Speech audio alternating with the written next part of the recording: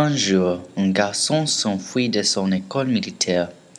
Il a dû grimper une très grande porte pour s'échapper. Après avoir grimpé sur la porte, il a rencontré une vieille dame et son petit chien.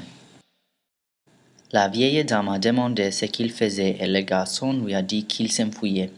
La vieille dame a parlé au garçon et l'a convaincu de ne pas s'enfuir. Le garçon et la vieille dame sont allés à sa maison pour boire du thé. Pendant qu'elle servait le thé, la vieille dame a dit au garçon qu'il lui rappelait à un ami qu'elle avait. Comme ils ont commencé à boire le thé, elle a commencé à lui raconter une histoire sur ce garçon. Bertie était un garçon qui a vécu en Afrique du Sud avec ses parents. Ils vivaient dans une grande ferme avec les autres travailleurs, et une mur géante entournait la ferme pour les protéger des animaux sauvages. Grandir en Afrique, Bertie était scolarisé par sa mère, tandis que son père est parti pour travailler et chasser à l'extérieur de la ferme. Bertie n'a pas des amis pour jouer avec à la ferme. Il a passé la plupart de son temps à grimper aux arbres et regarder les animaux aller boire au point d'eau qui était en face de la ferme. Un jour, Bertie vit un lionceau blanc au point d'eau. Bertie regarda la petite lionne était entourée par une meute de hyènes. Bertie a ouvert la porte à la ferme et a couru pour sauver le lionceau. Bertie a crié les hyènes et les chassé. La mère de Bertie a couru après lui avec un pistolet dans sa main et fait en sorte qu'il était OK. Bertie a montré sa mère le lionceau et l'a convaincu de lui permettre de garder leur son comme un ami. Bertie n'a pas donné son lion un nom parce qu'il pensait qu'il n'avait pas besoin d'un. Bertie et son lion sont devenus les meilleurs amis et ils étaient tous les deux heureux. Ils ont joué ensemble et passent chaque moment de la journée l'un avec l'autre. Comme plus de temps passe, Bertie et son lion ont commencé à grandir. Bientôt, le père de Bertie s'inquiétait de l'avenir de Bertie et le lion. Un jour, le père de Bertie lui a dit qu'il devait aller à l'école à Londres et vivre avec sa tante et son oncle. Son père lui a aussi dit qu'il avait trouvé une propriété de cirque français et qu'il avait vendu le lion de Bertie à ses propriétaires de cirque. Bertie était extrêmement en colère, mais il ne pouvait faire rien pour l'arrêter. Bertie a libéré son lion de sorte qu'il ne serait pas mis dans un cirque, mais le lion est revenu le jour que le propriétaire du cirque français est arrivé à la ferme pour ramasser du lion. Enfin, Bertie a quitté l'Afrique pour aller à l'école à Londres, et le lion blanc a quitté l'Afrique pour aller au cirque en France. Une fois arrivé à Londres, Bertie a emménagé avec sa tante et son oncle et a commencé à y aller à l'école à Londres.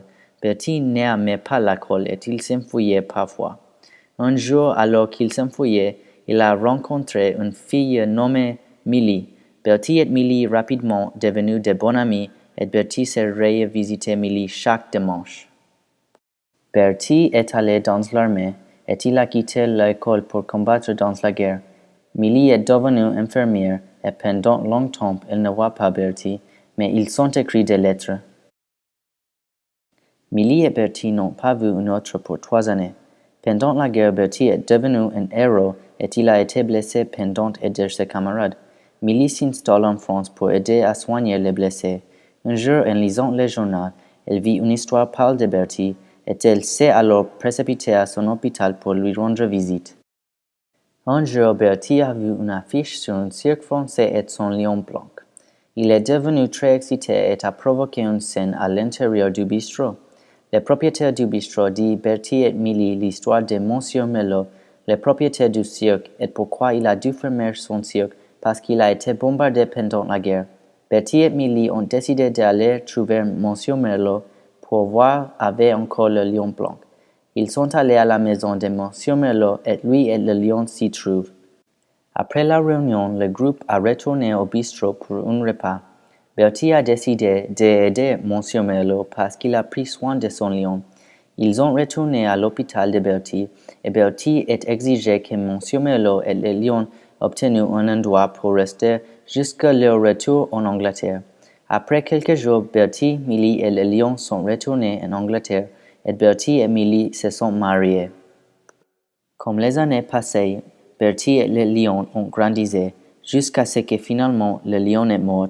Bertie et Millie l'enterrèrent à la fin des collines.